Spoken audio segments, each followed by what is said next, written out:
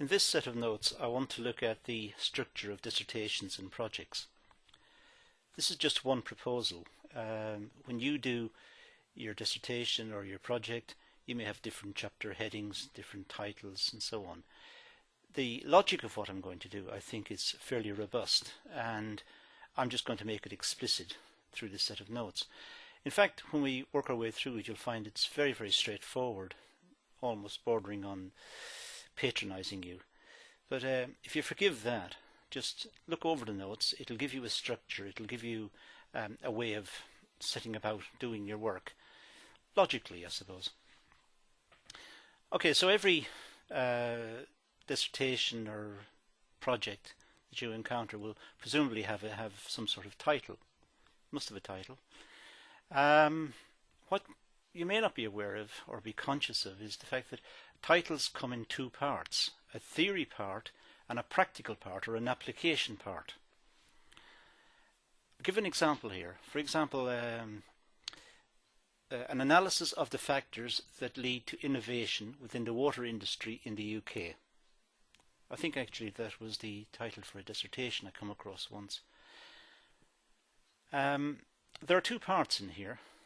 There is the innovation part and there is the water industry part. So what we have is the application or the practical part, the water industry, and the theory part, innovation. And all titles have those components. They all attempt to analyze or to discuss or to do something with data through some sort of theoretical structure. So the title will always have a theory part and a practical part. So the first part of our project will be the title. The second part is the introduction. Well, big deal. In fact, I tend to leave the introduction to the end, because the introduction should be a synopsis of what's going to come. It should tell the reader what the project's about, how it's going to be set out, what's attempting to do. And it's probably best to do that at the very end, because you'll know what's in the project and how you set it out, what problems you've solved. Next, the review of the literature. This is the theory part. The old-fashioned title for that is Review of the Literature. You're going to need theory. Theory is the bedrock upon which the whole project is based. You're going to read over the theory and you're going to test some comment, some idea, some model, something within the theory. That's your job. Your job is to test something that you've read. So this particular methodology, the one we're using here, is a testing one, where we're going to test the theory using data. So the review of the literature is educating the reader about what you've come across, what theories you've come across.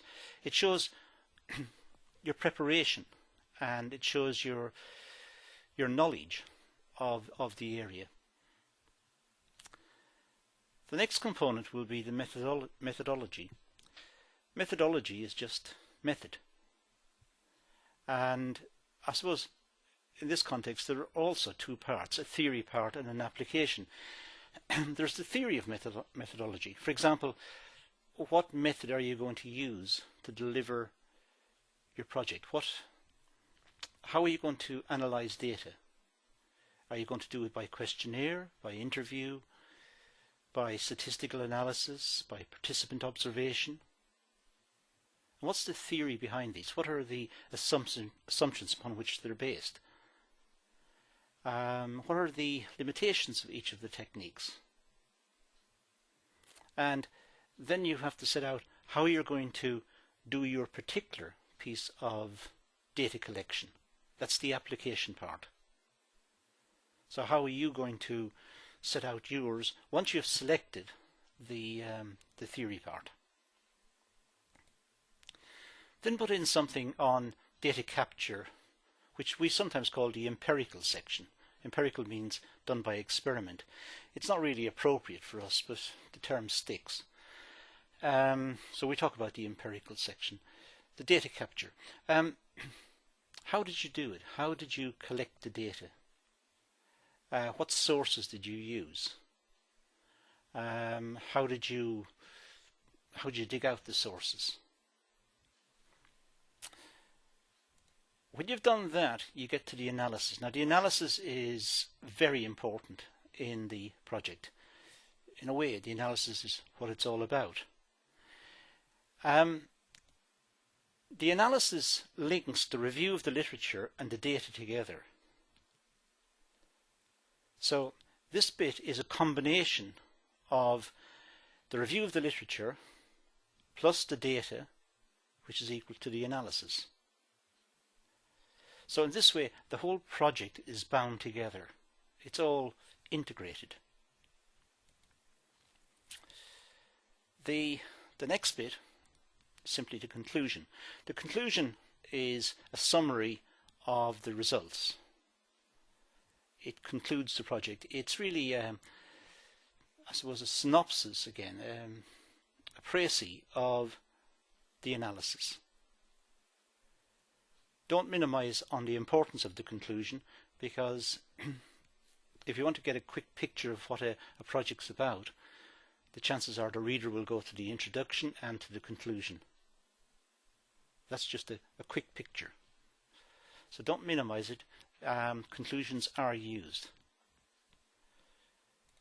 Then you put in the bibliography, used by author first.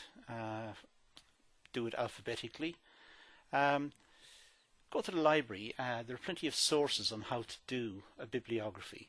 It's a list of all your sources, journal articles, books, case studies, whatever you've used.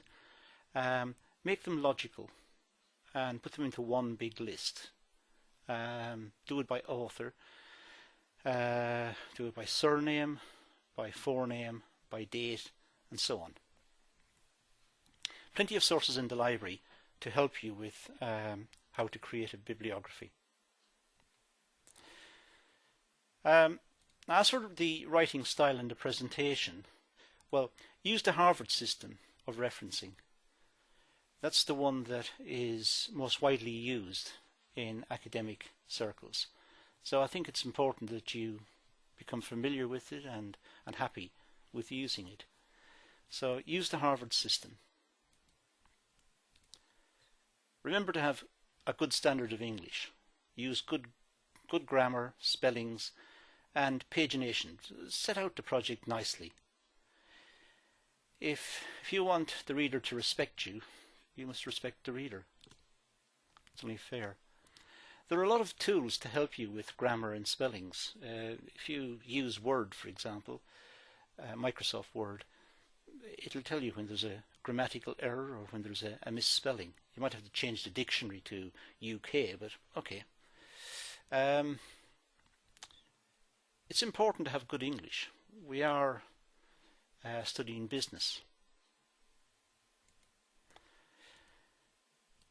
Remember to follow the dissertation or the project's requirements.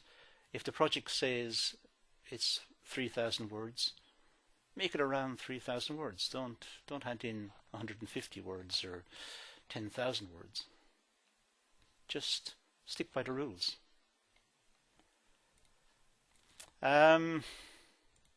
Finally, pick a research topic that's of interest to you. If you're interested in the thing, you'll find it far easier to do. Don't pick one that bores you from the start. If it does, you're never going to complete it. And finally, your project shows what you can do on your own. That's an important skill. It's one to be proud of. If you do a good dissertation or a good project, working on your own, employers and universities and colleges, they're interested in somebody who can do that, can take up a topic, research it, get an insight into the thing, get some research done on it. That's interesting, and it says a lot about you. So those are some general ideas about setting up a project. I hope those were were useful.